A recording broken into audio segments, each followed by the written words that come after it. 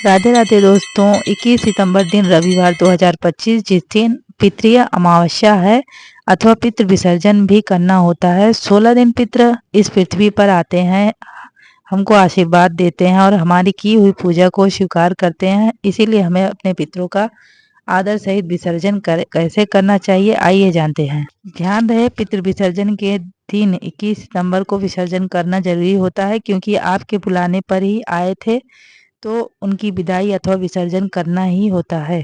कुछ लोग अपनी तिथि के हिसाब से विसर्जन कर लेते हैं, वो भी ठीक है, लेकिन विसर्जन के दिन सबको विसर्जन करना चाहिए। शास्त्रों के अनुसार विसर्जन के दिन क्या करना चाहिए, आइए जानते हैं।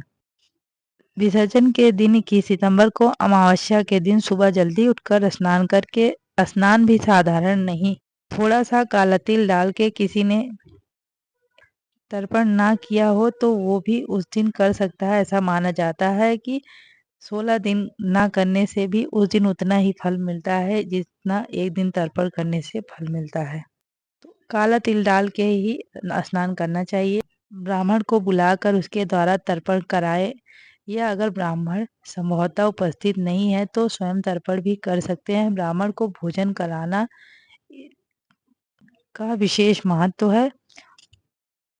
ब्राह्मण को आदर सहित अपने घर पर आमंत्रित करके उनको भोजन और दान आदि, अन्न आदि दान करना चाहिए। दक्षिणा भी पर्याप्त जो आपके हो सके अवश्य देनी चाहिए। आपके पितरों को जो भी भोजन में अति प्रिय हो उसे अवश्य बनाएं।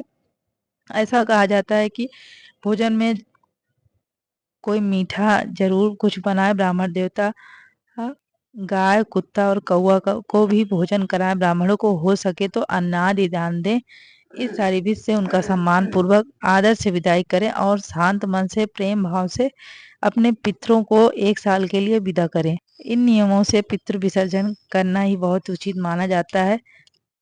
उसके पितृ आकर उन सभी भोजन को ग्रहण करते हैं, कौवा, कुत्ता और गाय के रूप में। अतः सारे भोजन को ज्योनार यानी खेतों में रख देना चाहिए, जहाँ पे हमारे पितृ किसी न किसी रूप में अवश्य उपस्थित होते हैं। ऐसा माना जाता है, अगर पितृ विसर्जन के दिन आपके पितृ आपसे प्रसन्न होकर जाते हैं तो आपको हर संकट से हटाते रहते हैं, आपकी उन्नति को आपकी उन्नति में बदल देते हैं और आने वाले सभी संकटों को अपने ऊपर ले लेते हैं। इसीलिए हमें अपने पितरों का विधि पूर्वक 16 दिन अच्छे से आदर सत्कार करके उनका विसर्जन करके ही कोई नई चीज आरंभ करनी चाहिए। हमें पितरों की पूजा को बिल्कुल भी नजरअंदाज नहीं करना चाहिए।